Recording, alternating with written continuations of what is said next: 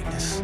My name is written in stars, and I will give everything, all that I have to the cause. Fight against evil, run through the pain, battle it all, this is more than a game. I am a lion and I can't be tamed, it's how it was made, there's ice in my veins, run through it all. No matter the odds, I will answer a call. The enemy knocks on the door. Even the greatest among us will fall, but the greatest will get back up. So I won't back down, and I won't give up, and I will act now, and I will stand up. They know that I'm here for it all.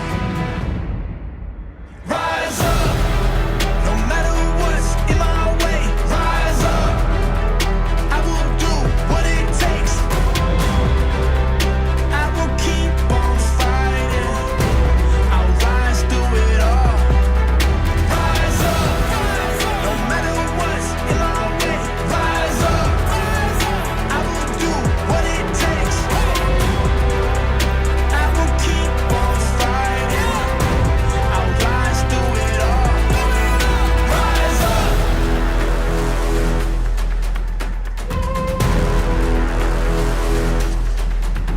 Rise up.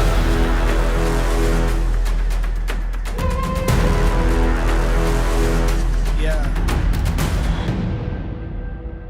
Walking through the shadows, I see the hangman as he stands at the gallows. The breath of the beast, the gnashing of teeth.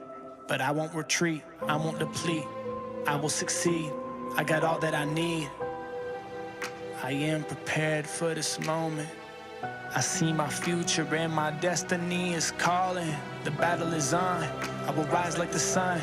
I'll get it done, one day I'll look back. Let's go, everyone. Welcome to another episode of the Two Odd Men Coming Together. I don't know, I just made that up on the fly, but welcome to the Niners Sickness Podcast and the Fanatic Niners Podcast. It's me, your host, Beto Luna, with my co-host, Pete Luke is in the house. We're going to talk 49er football. We're going to talk Cardinals. We're going to dive a little bit into the Cowboys game. We got so much that we're going to share with you. We appreciate each and every one of you jumping on the chat. Right after this, we'll bring on some good Niners content. Let's go.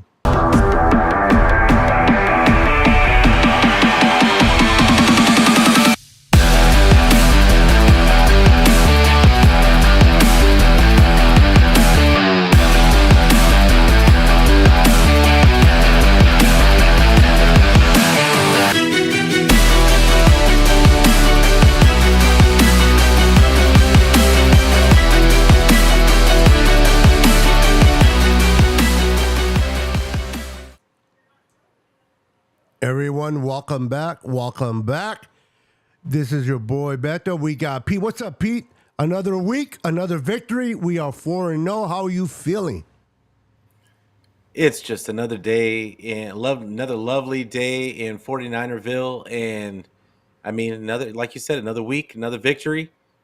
I mean, teams are 49ers are making it easy to be a 49er fan. It's becoming easy to talk our stuff, and there's no better time to talk junk than Cowboys week. Oh yeah, never a dull moment when we face the Cowboys. First, we had to take care of business, which we did on Sunday. We took care of a conference foe. We had to be one of the guys in our division. Whenever we play your division, you always play hard. Teams, no matter what the record is, division, a game is always important to win. And there's always a fight, unless you're not as good as people think you are. And I think the Cardinals are not as good as people think they are. We put we opened up a can of whoop ass on the Cardinals, and we sent them and plucked them and got rid of them 35-16. Is there anything you liked about that game, Pete? Name me 3 things you liked and 3 things you didn't. I tried to tell you on our last show that it was going to be a blowout. I tried to tell you it because it was just, we're not the Cowboys as far as offense goes. I think our offense is much more powerful than the Cowboys. I think that their defense is much I think that the Cowboys are a better defensive team than they actually showed in that game. But I think when they lost their corner, Trayvon Diggs, like Yes. I think that was a blow to them. And they had to make some adjustments, and that was the first week without him. So it was what it was. But three things about this game, I mean, the that I loved was seeing that we're no longer leaning on the defense. The offense has honestly, in my opinion, the offense has become the star of this team right now. Before we were depending on the defense to just keep it close so that eventually we would get over the offense would get over the hump and pull out in front. Except for, well, Brock was scoring his 30 last year. Like, it was what it was. But still, it always felt like the defense was keeping us in game, was keeping us doing most of the work for us. But this year, it's quite the opposite. This offense is on fire. It's on fire. Brock only missed one throw, and it was a throwaway. Yep. Christian McCaffrey is a bona fide MVP candidate. Yes, sir. Ayuk is proving himself, in my opinion, to be a top 5 wide receiver in this league. I mean, it's just too many weapons. I mean, think about this. They dropped 35, and Kittle touched the ball once. Debo didn't have a catch. He only had 3 carries. And I mean, it's a wealth. It's just an embarrassment of riches. That's all it is. So my first thing that I loved about this game was that the offense kind of took over. Second thing that I loved about this game was just CMC in general. Like, I mean, he was just unstoppable. Like, it looked like they would have him dead to rights, and he jumps over a guy. Like, and he was just unstoppable. And I'm gonna put the running game in there all the way. I love that Jordan Mason got 3 carries. But my last thing that I loved was Brock Purdy. Brock Purdy was, I think that he's still not getting the credit that he deserves, but I think that he showcased himself in this game. And I don't care who you're going up against. That was another NFL team on the other side of the football. The fact that you could go 20 for 21 and you're not dinking and dunking. He threw a couple, he was going deep a couple of times. He threw a beautiful back shoulder. It wasn't just, he was just managing the game. He was running the offense. Yep. And to go 20 for 21, it was beautiful. It was a beautiful game to watch on offense. Yeah. So that's what I got. Definitely. Well, no, good points, bro. And it was a beautiful display of offense. And you're right. In the years past, the Niners, for the most part, would have to rely heavily on the defense. The defense would have to play par football. It couldn't make mistakes. It couldn't afford to have a letdown. Otherwise, this team would struggle because the offense could not keep up with the defense. But this year, and it kind of started a little bit in 21, we saw a little bit of it, and it's just gotten much better with the years. But this year, the offense is competing, and if I'm not mistaken, it's a little bit above our defense right now, playing better than our defense right now. And neither the defense nor the offense has hit their stride yet. They're still trying to find their stride. And the Niners are putting up 30-plus points. This is the 4th game they have put 30 points. They are scoring at will. They're moving the ball. And the defense is doing enough to prevent the other team to going above 30. So as long as you have that, it's always a recipe for success. The whole Christian McCaffrey MVP, it should be being shouted by every 49er fan. Everyone that loves football, whether you're a Niner fan or not, if you just love football and you cannot appreciate what Christian McCaffrey is doing, even if he's not on your team, then you don't like football. Because there are players on other teams that I don't like, but I can appreciate their work and the hard work they put in. And Christian McCaffrey is kicking butt out here. I believe Brandon Ayuk had his career best game in his career against the Arizona Cardinals, 148 yards. This kid was everywhere. And for those that I keep hearing, for the love of God, that Brock Purdy can't throw the deep ball, shut your up. Shut up. He threw a 47 and the basket right at the fingertips of Ayuk between two defenders. And then he did it again later on in the game. So you know what? Stop. If you just hate Brock Purdy, hate him. That's fine. That's your prerogative. But stop making excuses of what he can do. The guy's 9-0 in regular games. This guy does nothing but win. He does nothing but move the ball. He reads offense. He's a quick learner. I mean, this guy is the real deal. And most importantly, Kyle Shanahan, 110% trusts this young man. He trusts him to the fullest. That's a scary thing, Pete, when your coach trusts the quarterback and is willing to open up the playbook and call formation that he normally wouldn't call. It's a scary thing, and this team's only getting better. And we're going to break down the Cowboys a little bit towards the end of the show. But right now, what they were able to do against Arizona was beautiful. There's no other word for it. And, like, this is the thing.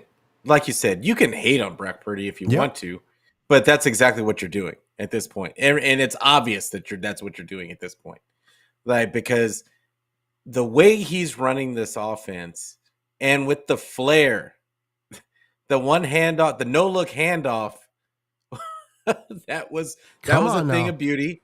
And then him just like you talked about the trust that Shanahan has in Brock and how it's opening up that's what's opening up the playbook. Shanny, how often have you seen Shanny go for it on fourth down? Now he's done it multiple times in 4 games because he has nothing but confidence that Brock is going to make it happen. On that, I'm still thinking about that I think it was 3rd and 4th that back shoulder to Ayuk. That was just pretty. Yeah, I mean, that's not something that you do when you're a game manager. Yeah, that's not a throw that you make when you're a game manager. When you're throwing in between 2 defenders to a spot and you're hoping that Brandon Ayuk just runs under it, that's not something you do as a game manager. That's not even something you attempt. Like this is not, and I hate to even bring up his name, but this is not Jimmy Garoppolo.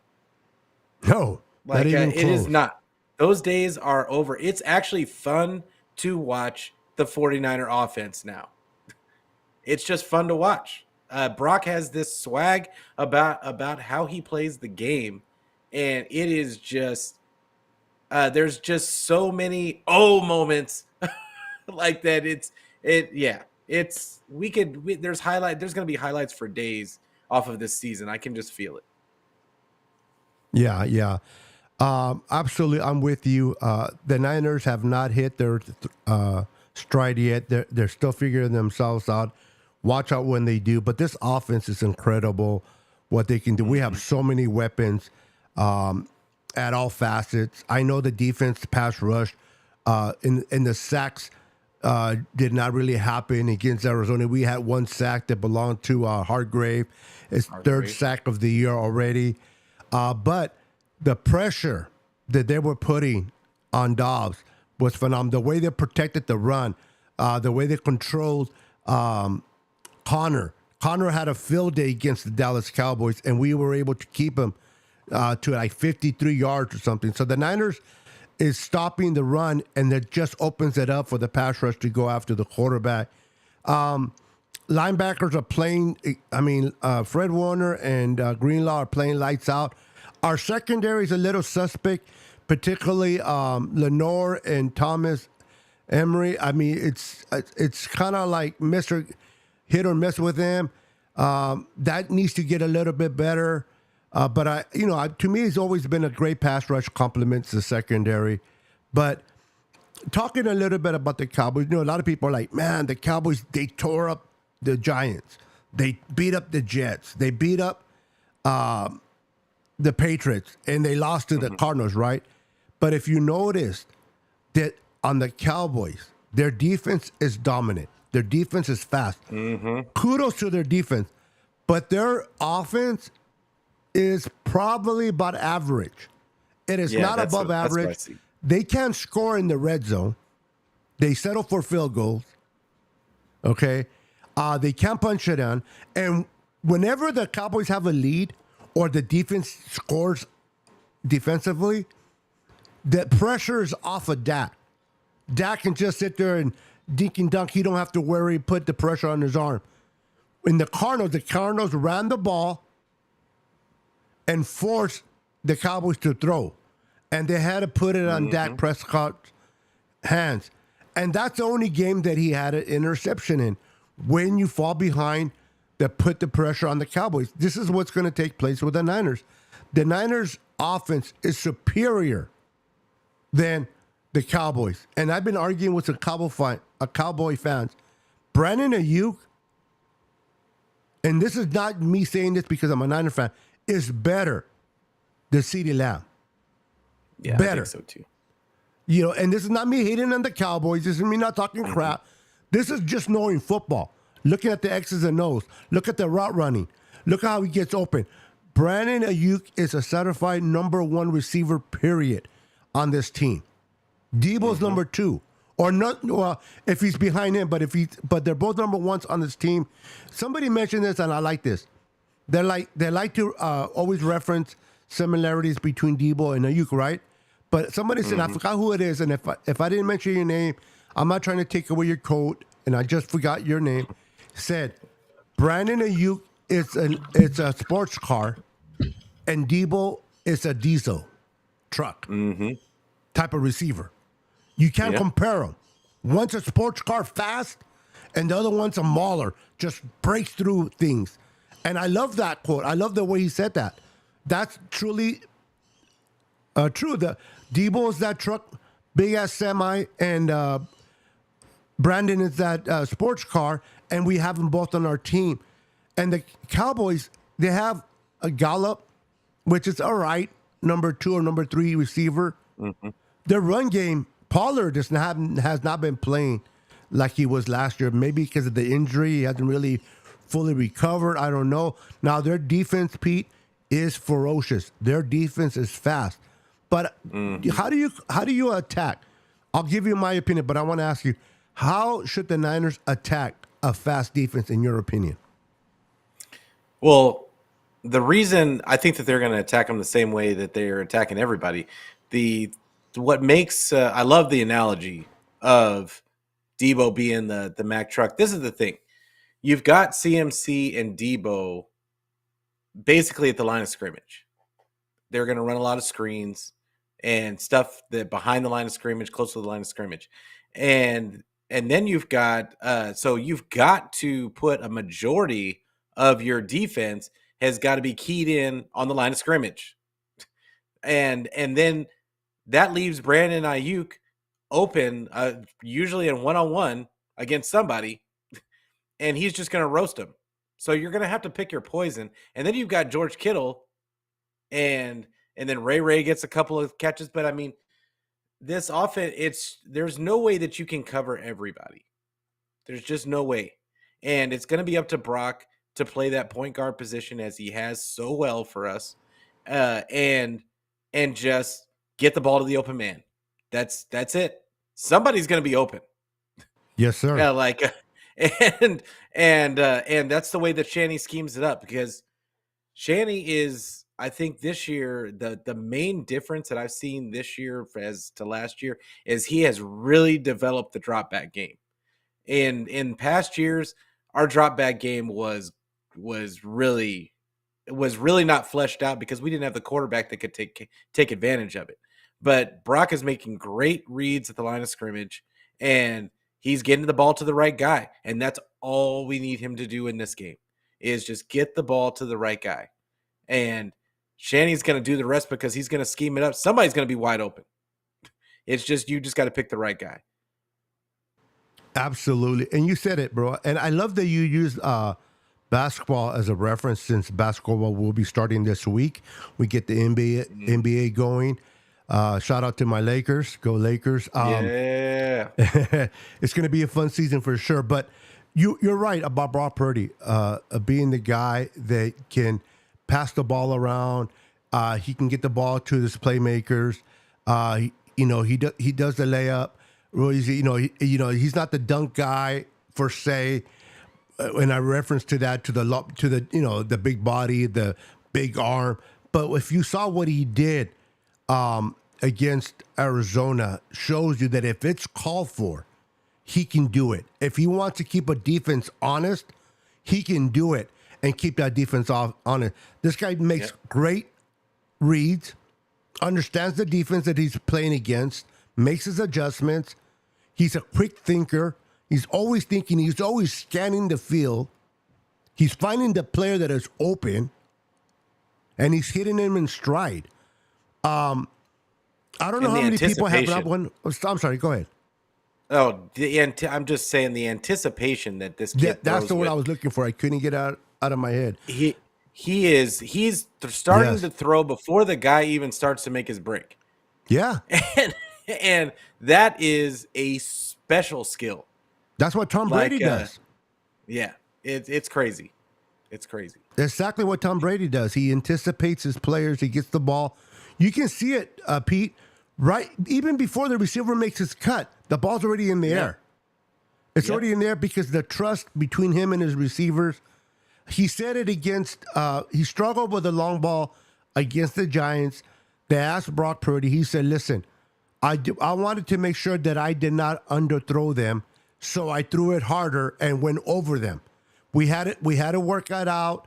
We did it in practice, and we got it ourselves in sync with one another, and it showed against Arizona. This kid always reads the tape. He's always looking at the tape. He's the opposite of Kyle Murray. You don't have to make sure he signs a contract that says you got to look at film. This kid looks at film, breaks down film. He loves football. He's passionate about football. And sometimes you can find the greatest player when you're not looking. And the Niners found a gem in this kid. And his teammates love him. And his teammates love him. So, the prototype quarterback, 6'4", 230 pounds, big arm, that's all nice and dandy. But what this kid can do with this offense, the way it's set up, with Kyle Shanahan calling the plays that he does, having the playmakers around him, it's a recipe for success. As long as we stay healthy, Pete. As long as we stay healthy. You tell me which team can beat us. We're physical. We can move the ball. Yeah, I thought you were asking me. No, I was. Oh, yeah. No, hey. The 49ers, I've been saying it all season. The 49ers have the best record or the best roster in the league. Yes. It's hands down. It's not even close. Every team has a weakness somewhere and is the only spot where I think the 49ers have and I don't even know if you could call it a weakness. That's just their weakest spot, I guess, is that cornerback spot opposite Shavarius Ward. But other than that, I mean, they're stacked at every position and the offensive line, I guess right tackle maybe. but I mean, that we're sitting here having to figure out who is not up to par on this team as opposed to teams that their offensive lines are just bad. Their secondary is just bad. Their defensive lines are just bad. Like the 49ers don't have a bad position group. Not one on this squad. It's not even close to me. Like I think the 49ers, if they execute, there's not a team in this league that can beat them when they're executing. It's not even a question. Yeah, I agree with you 100%. Give me 1 second. Beto. No, I'm here. Hold on. I'm here. Oops. Oh, now I'm gone. No, I hit the wrong button. I'm here. I'm just trying to adjust something real quick. Give me a second. Yeah. My apologies. Let's see here. There we go. All right. just trying to adjust something here real quick. Get the camera going. So yeah, I'm with you. I'm excited about this team. I'm excited what the Niners are doing offensively, defensively, special teams. I love how they brought up the guy from the practice squad. Forgot his name. But anyway, he came on and played very good at special teams for us. He was the guy that kept the ball from going into the end zone and put it at the. Now that unfortunately, that drive was the 99 drive that they went and scored on us on that particular play. But and the Niners kind of, that was a head scratcher. That was a lot of yards we gave up right there. But at the end of the day, the Niners defense only gave up 16 points, and we put up 35 on this team. I think that the Cowboys are playing great football defensively. What are in your opinion, Pete, what are two things the Niners got to do to ensure they get the W against the Cowboys on Sunday? Before I answer this, sure, I got to say something about that drive. Okay. And I know that there's a lot of stat people out there, and that are going to say that D'Amico ran or Steve Wilkes is not running any more off coverage than D'Amico did, and they're talking about percentages of. They've got all these stats to say that he's not doing it any different, and it's just not working out the same, or whatever the case is. I just want to tell all the bean counters that, look, statistics have their place. Yeah. But if you're telling me that I'm watching the game and we're not playing soft zone, and the soft zone is the reason why our defensive line isn't getting to the quarterback, and teams, this is the third team in a row that's tried to do this now. We've been playing off coverage, like 7 yards off coverage on a regular basis, and they're just killing us underneath all the way down the field. And we're saying, oh, well, that's not the reason. The off coverage isn't the reason why that happened. And stop, just stop. They only scored 16 points, but this is the thing, that there's going to be better teams that we go up against with better quarterbacks that are going to be able to take advantage of that on a regular basis. And I know the season is early, but I almost feel like my opinion on it is that I almost feel like we should be more aggressive now to find out what we can do against these worse teams.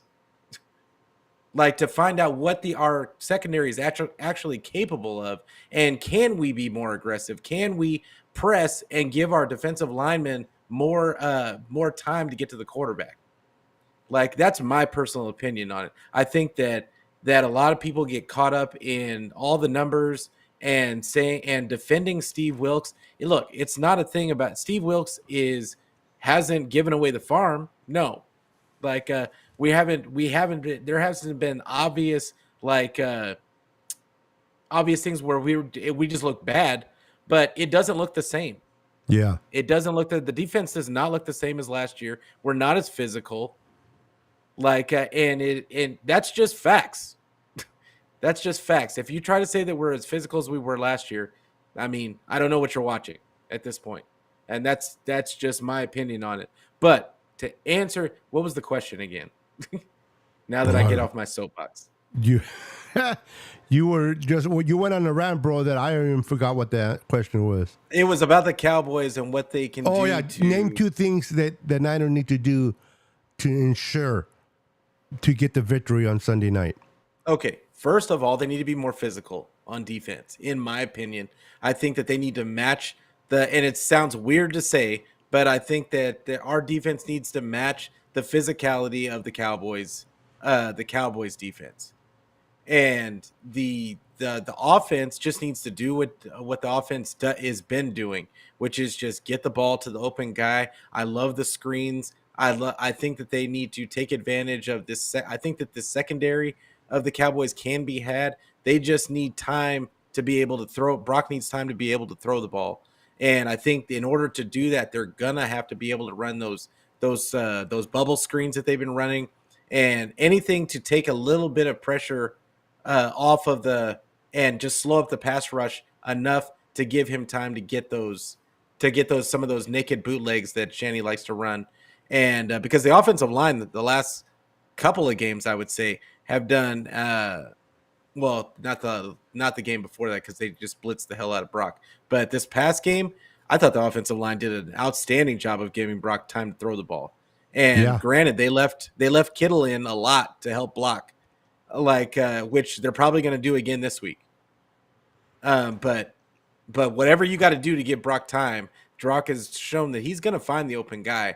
I think that but that's the key, because I think the Cowboys are going to try and take away Christian McCaffrey in this game, and it's going to be up to the Ayuks and the wide receivers and the Debos to make plays in the secondary and do what they have done in the past to the Cowboys, which is just run them over, run their secondary over. So that's what I feel like has to happen, and hopefully that's the way I see it. I'm hoping that our defense gets a little bit more physical in this one, because I think that that's the key to getting into Dak's head and keeping him seeing ghosts and just throwing to nobody. Yeah, you got to put pressure. I was looking at PFF. When Dak is under pressure, he's not very accurate. And on the contrary, Brock, not that I want pressure on him. We do need to protect him. We need to give him time. But under pressure, believe it or not, Brock is at his best. He is at his best under pressure. Mm-hmm. It's like he thrives when the defenders are in his face. Now, I don't want him there. I want him to be protected. Now, I know a lot of people were kind of still questioning the offensive line of the Niners, and in particularly McKivitz. But I think overall, McKivitz has been playing well. Could do better. Mm-hmm. He did give up one sack and one. What do you call it? What is it called? Yeah, it was a free rusher. The guy just went inside. He went too wide, and the guy went inside on him. Yeah. It was a sack that he gave up, and there's another word that I use it all the time. This is what I don't like sacks. I like, and I can't think of it. It's kind of like a hurry, but it's not that. I can't think of the word. I just slipped my mind. But the pressure. Yeah. He only gave up one pressure and one sack. Now, we're playing a completely different beast. We're playing number 11 for the Cowboys. He's going to line up against McKivitz. This would be a good idea to kind of keep in Kittle or Juice to kind of hone in and help out McKivitz. Trent Williams will be fine on that side if he lines up, but he's going to line up opposite of Trent Williams on top of McKivitz. But I expect McKivitz to have a good game. He already faced TJ Watt, which really for the first game, talk about getting baptized in the first game by TJ Watt, and he was baptized all right. I think he'll be able to watch a little bit of that film, and he'll have a better handle on number 11. But they got to help him out. Because you're right. If you get Brock Purdy enough time, he will get the ball where it needs to go. You just can't allow a defender to freely hit him. And McKivitz has done that. It's just like he looks to the left, and the next he just sees the pass rusher going right by him, and that can't happen. They got to protect Brock. And like you said, we got to put pressure on Dak. And you're right. Our defense is completely different from last year. It's not that swarming defense that is just breaking down the front line of opposing teams. I think that Steve Wilkes is bringing his own wrinkles. He's trying to figure out what works best for this defense. He's trying to figure out the players and work at their strengths. And I think he will get that. Now we're winning games. We're not giving up a lot of points, which is a plus. And I believe that Steve Wilkes will get it good enough that towards the end of the season, going into the playoffs, he'll have a better handle on that defense, and you're going to see that defense thrive even more going later on. But I understand your feelings. You're not getting the same feeling of that attack. You want to see, you want to be ferocious, right? Because right now our defense is number 7. Yeah. It was number 1 or 2 at the very least last year. And I think that that is the fact that our defense is number 7. I think that's more because our offense has been killing teams with time of possession. Yep. We've been killing we've been just holding the ball the entire game in a couple of these games. So the defense just hasn't had to be on the field.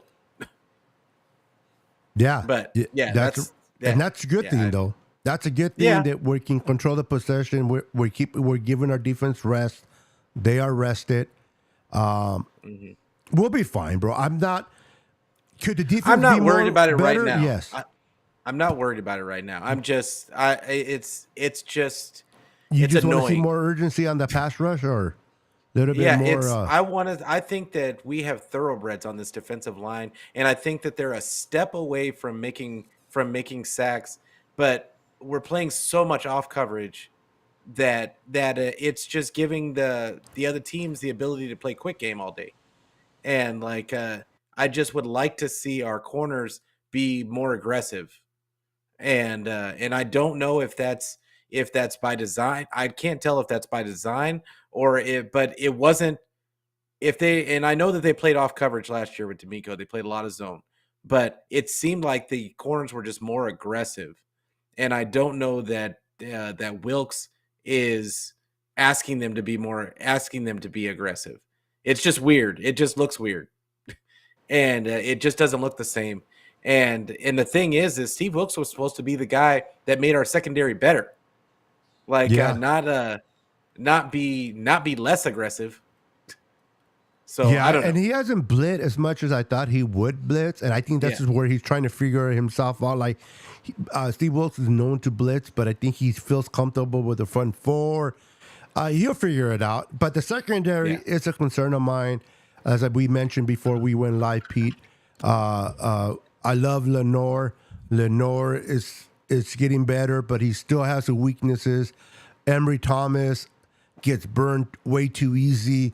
Isaiah Oliver comes in and does well, but then he kind of screws up. Now, the good thing is a couple of people are coming back from an IR. We're getting, I forgot the name of the corner, that rookie, Luther? Luther? You said Luther and it threw me off. Yeah, sorry. It was, Luther. He's coming back from IR. Robert Beal, a fast pass rusher, speed, is coming off IR.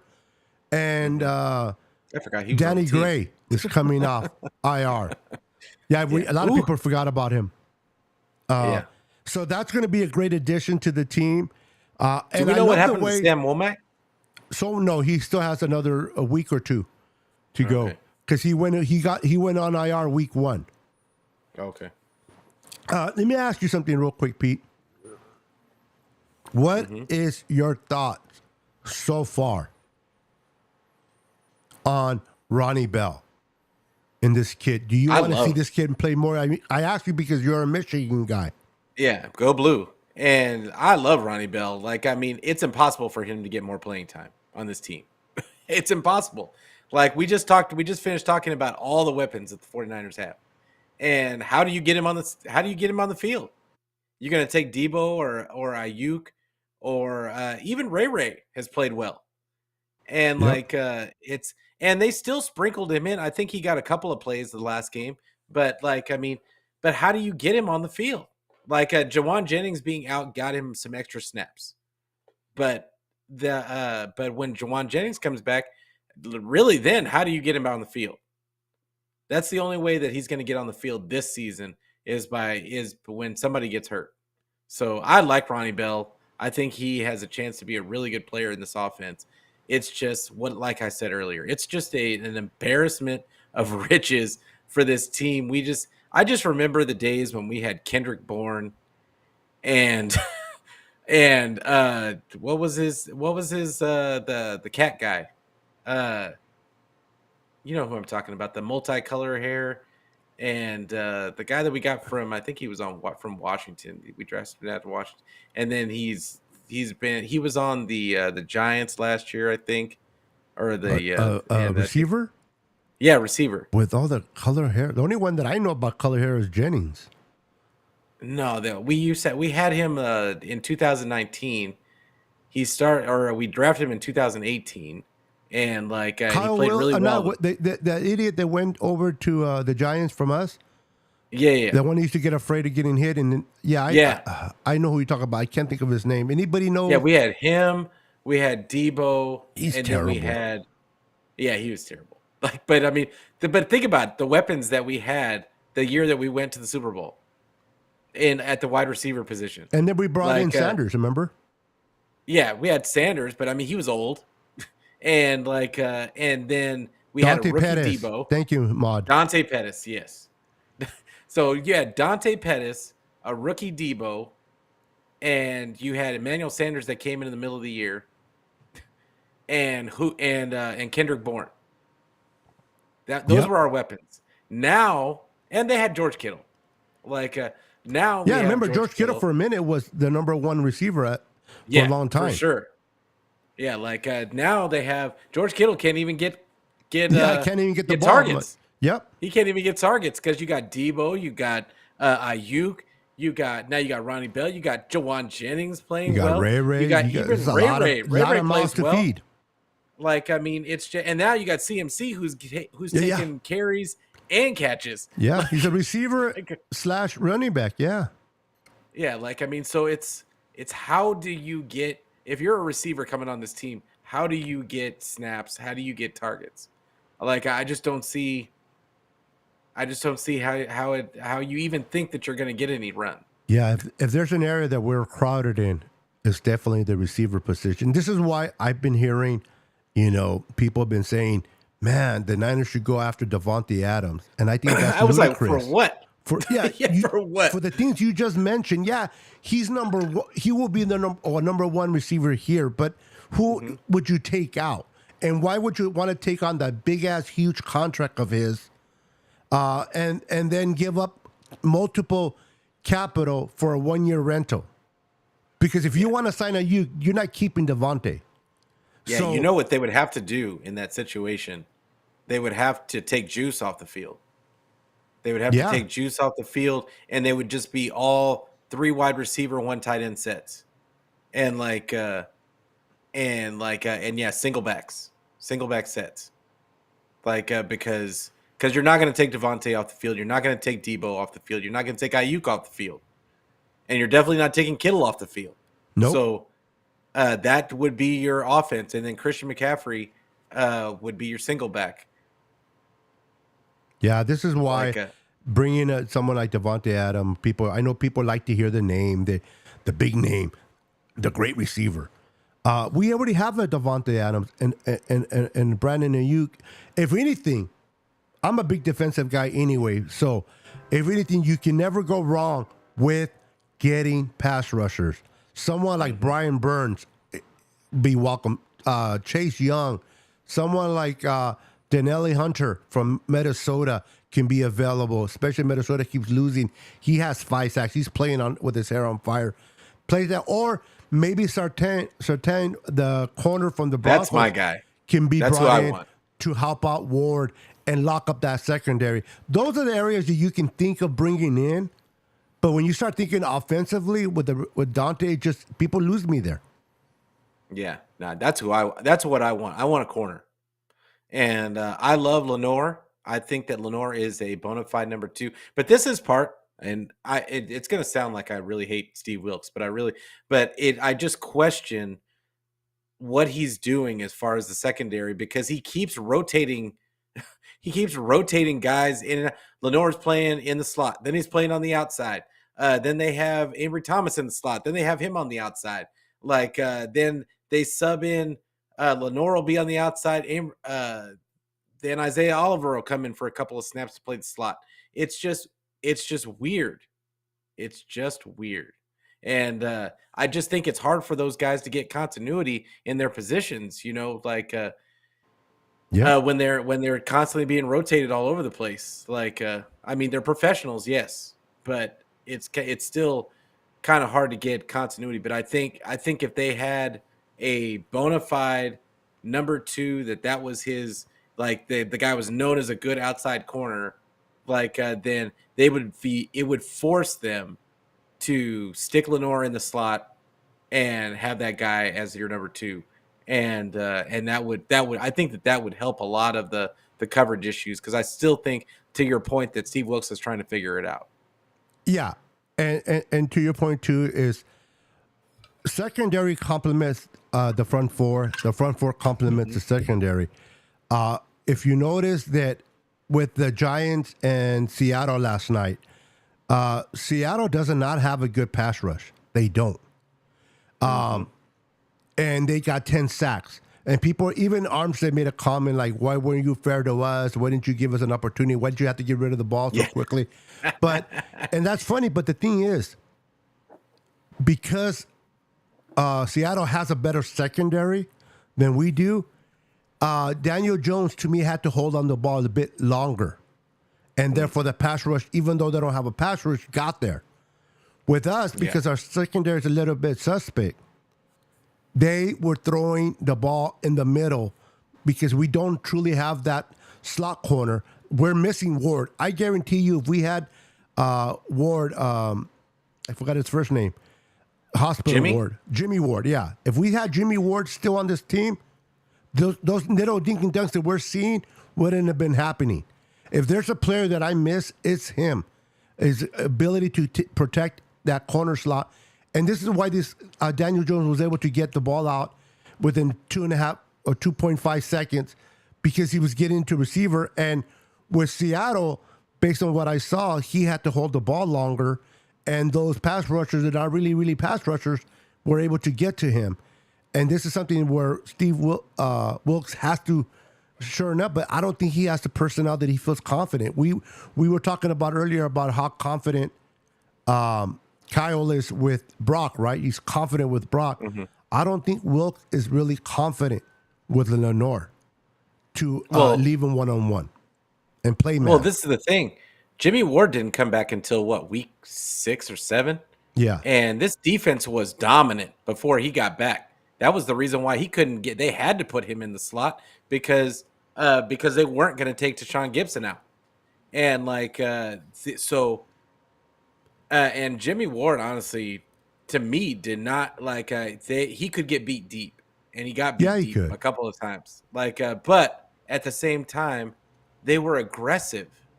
It goes back to what I was talking about earlier. They were aggressive at the line of scrimmage on those wide receivers and giving those their defensive line a time to get there. When you can put your hands on those wide receivers and give them that 5-yard chuck. It gives them that extra second. It gives them that extra second to get pressure on the quarterback, and I think that's really what this defense is missing, is just that physicality on that. That's why we would occasionally get beat deep last year, not for touchdowns, but we would occasionally get beat deep because they were being so aggressive at the line of scrimmage, and but I would rather see that, honestly, than watch teams just dink and dunk all the way down the field. I'm with you. And Jim brings up a good point. He says playing too soft on the back end because we don't have cover corners. And Wilk likes to play man, and he's kind of gotten away from the zone. And I think last year we played more zone than man. This is why we were able to bring more pressure on the quarterback. But Steve Wilkes will figure it out. This guy's a vet. D'Amico Ryans is a special cat. I love the way he's playing or coaching, with the Texans. He got those guys playing. Not only that, but I feel bad for Carolina, man, but they hit on CJ Stroud. This kid is the real freaking deal, man. This kid has not thrown an interception, thrown like 6 or 7 touchdowns. He's swinging the ball. That defense is good. I wish him nothing but the best. I hate the Texans because of what they did to Deshaun Watson, but that's just me on a personal level. But I wish the best for D'Amico. He's playing. He's got those teams playing, and that was always their defense, right? The defense always wanted to play for D'Amico because of that style. Now I don't know if Steve Wilks. I haven't read too much about Steve Wilks. Was he a former player? Do you know? I mean, I don't think he was a pro. He didn't play in the pros. Okay. I don't There's think something he played about in pros. when you play in the pros, the players just elevate to. And D'Amico has that, and I'm not trying to take nothing away from Wilkes, but D'Amico has that, I just want to go through the brick wall for you type of personality. Yeah. I'll go through the wall for you. And I don't know if Steve Wilkes is demanding that yet, respect. Hopefully he'll It's the get energy. It's a different energy. Yeah. It's just D'Amico's jumping around, chest bumping players, And he was like on the field too. Wilkes yeah. is not. He's on the booth. Steve Wilkes is more of a do as I say type of guy, in my opinion. That's the way it looks to me. He builds off. He gets respect because of his knowledge of the game, and it's not so much. It's not a lot of rah rah with him, and like that's what it looks like to me. I think it's about it with him. It's more about scheme and his knowledge of defense, and I think that D'Amico played a lot on feel. Yep. Which maybe is the reason why I gravitate more towards D'Amico because that's the way I look at the game. I look at the game more of on field than the numbers per se. And like it's so I just like that way of football a little bit better. And I think you're right that it just gives you a different vibe, and it gives a different level of what do they call it? Like with the players, it just gives a different level of credibility with the players. So Absolutely. Yeah, I'm with you. It's it's a different type of coaching style. Yeah. Hopefully, Steve will get it together. He is a great defensive coordinator. Hopefully, he'll start working some new things, some new wrinkles in there. And we're going to find a lot in this game against Dallas. I really want to see our front four kind of get to that type of style that we were used to accustomed to watching last year, where they're in the face of the quarterback. I want to see our boy from USC, Jackson, step up a little bit more. I still think I love Jackson. I think this guy's going to be a great pass rusher, but we're still missing a D4 type of a pass rusher to complement Bosa. I'm hoping it's Jackson. I hope he steps up. Maybe Robert Bill will be something that we can see. But I haven't heard. I don't know about you, but I haven't heard that much about the kid that we picked up from the Raiders last year. Cleveland Farrell, he's played well. I think he's played solid. Has he? But this is the thing: quarterbacks are getting the ball out in 2.5 seconds. Okay. Like you can't. How are you going to get to the? You're not going to get many sacks when the quarterback's getting the ball out in 2. Yeah. I think it was 2.7 seconds. That's fast. Like how are you you're basically having to beat them off the line every time. Like and that's just not going to happen. So I mean, it's usually most teams that get a lot of sacks, it's because they just collapse the pocket, but they have at least 3 seconds to get rid of the ball. Like the 49ers defensive line is a half a step to a step from getting 5 to 6 sacks a game. Like if you watch the games, they're pressuring the quarterback. They just can't get there because every team is trying to play quick game, and they're just dinking and dunking because we're playing so much off coverage. They're just taking what's there. It's because they're afraid of our pass rush. They know our pass rush can get there. It's coming. And that's the strategy from offensive coordinators. Like, let's get the ball out quick. Let's move the ball. Now, one thing about Dak, he's not really known to get the ball out fast. He thinks too much. He has a tendency of holding the ball longer than regular quarterbacks. So hopefully Yeah. that'll be a benefit for us if he continues to hold our ball, and we'll get there with our pass He's going to rush. be in this game. Yeah. He's going to be quick game in this game. I can You think so? 100% guarantee. Oh, I can 100% guarantee it. Like I'm guaranteeing every team that until the 49ers show that they are going to play, that they're going to play more physical. Like they're going to keep getting quick gamed. Like that's going to happen. It's like Steve Wilkes is going to have to throw a curveball in there and start playing closer to the line of scrimmage. Otherwise, teams are just going to keep doing it. I mean, why would you not? Yeah, if it's working, why not? You're helping your quarterback. You at least giving your quarterback an opportunity to try to make a play by getting the ball out of your hands quicker. So, and it's not like they're scoring I a bunch hear of points. The defense is still only allowing, I think it's 14, or I think they're only allowing 14, averaging 14 something a game. Like, and it's not like that's a lot of points. It's just the way it looks. When we were watching them last year, and it was a struggle for teams to even get a score. Like, and it was more about like how many completions they were going to get, like rather than like how many points they were going to score. Yep, absolutely, bro. As fun as it is, we're getting to that 1 hour. Time always passes when you're having fun. Give me a score prediction for the Cowboys. If you do it, if you don't know, I don't remember. I talked to so many people, I forget who does and who doesn't. But if you do, what would your score prediction be for this Niners and Cowboys game? I still think the 49ers are going to win this game. I think they're just a better team than the Cowboys, and I think that they're going to execute offensively. They're going to do enough to get this win. However, I think that this is going to be the game that breaks the streak of 30 points. I think that this is that they're going to score. I think the score is going to end up being 24-14. Interesting.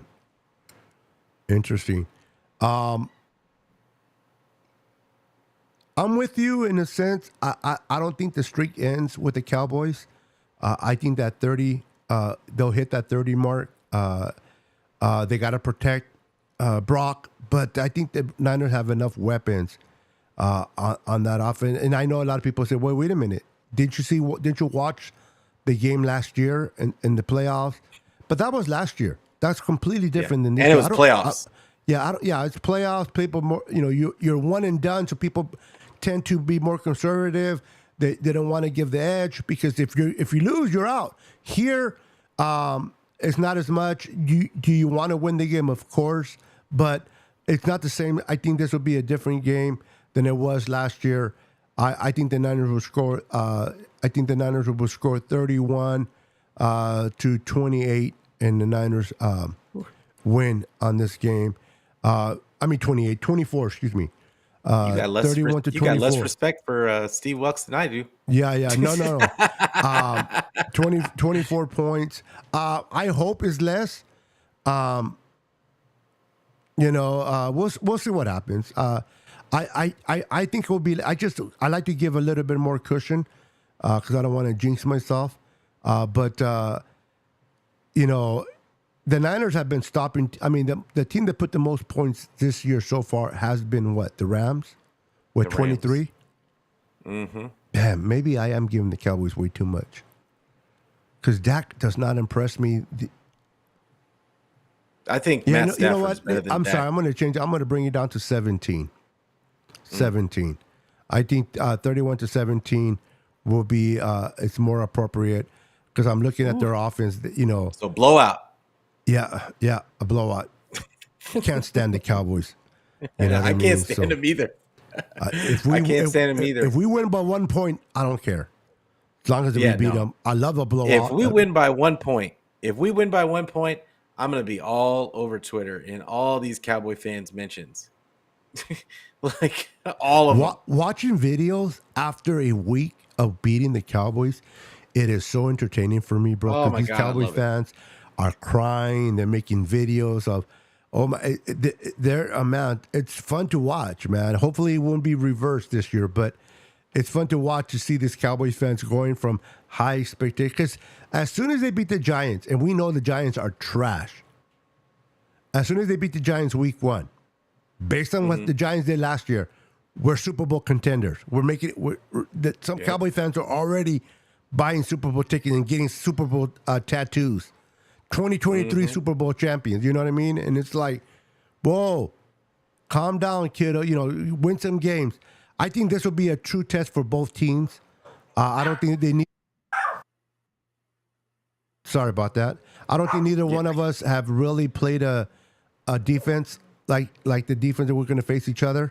You know, we're going to be facing the two top defenses back to back in the Cowboys Sunday and then the following week Cleveland. So it'll be interesting to see if we can get past that craziness. Is Deshaun hurt though? Because I know he was supposed to get scoped. I know he'll play. Supposed to get his knee looked at. Okay. But I'm not sure too much with him. I don't know what the step of the injury was. We'll see.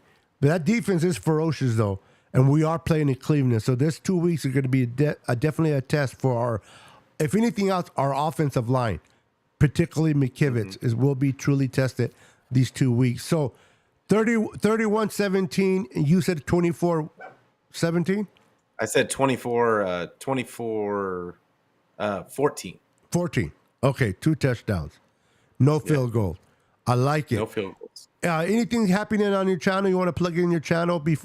By the way, all the links are in the comments below, so just in the description below. So if you want to follow my boy, please click on the links. It will take you to all his platforms that he has. But what do you have going on in your channel this week or next week?